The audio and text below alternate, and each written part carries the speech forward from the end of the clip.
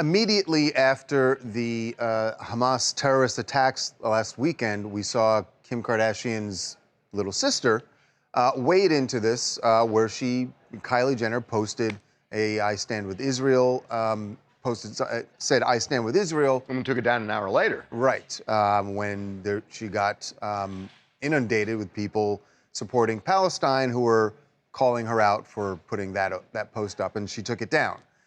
Kim, on the other hand, took a few days and crafted a statement that I think her people would say that they wanted to walk a fine line and wanted to be sensitive to all people involved. So here was part of her statement. She said, "Brutal terrorism has taken innocent lives, and now both Israeli and Palestinian civilians are suffering and paying the greatest price there is. As an Armenian, I am particularly sensitive to these issues because I have been talking about the Armenian genocide for years. And now, after months of blockade with minimal media coverage and no external support, Armenians are the victims of an ethnic cleansing themselves in Artsakh.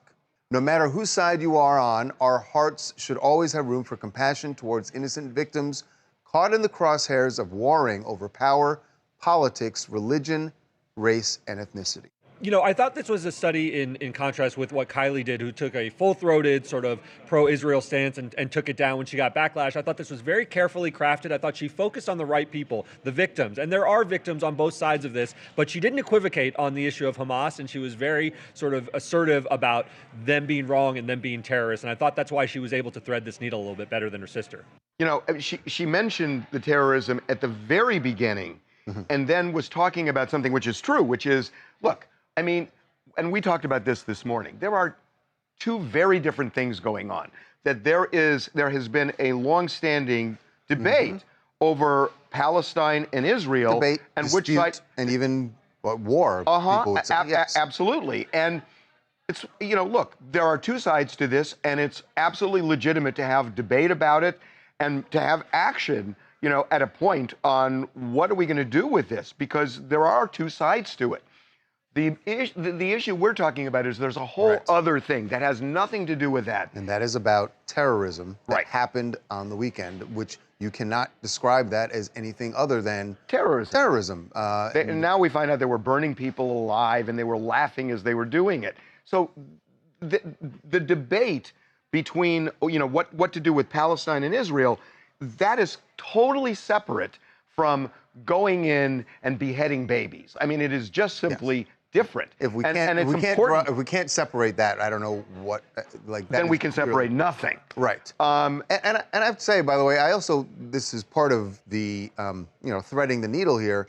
I thought it was a thoughtful way of bringing up the fact that the media and the world largely has ignored what happened, and that's what she was saying. In Armenia. What happened to Armenians in Artsakh over the last year and a half have literally been wiped out of that region.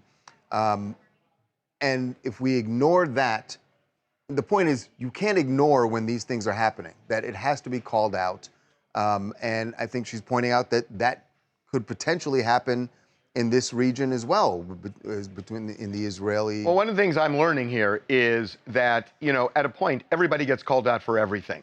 I mean, you could call Kim out for saying that she was kind of straddling the fence on this thing.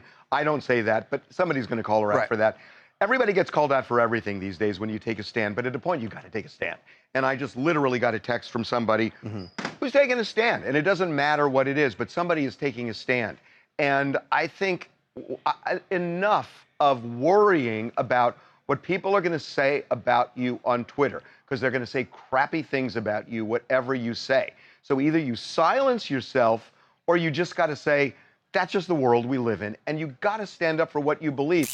Ricky Waxer from Dallas, Texas. And what I think Kim did is very admirable. What she did is she educated herself, which is what many celebrities should do before speaking out about these topics.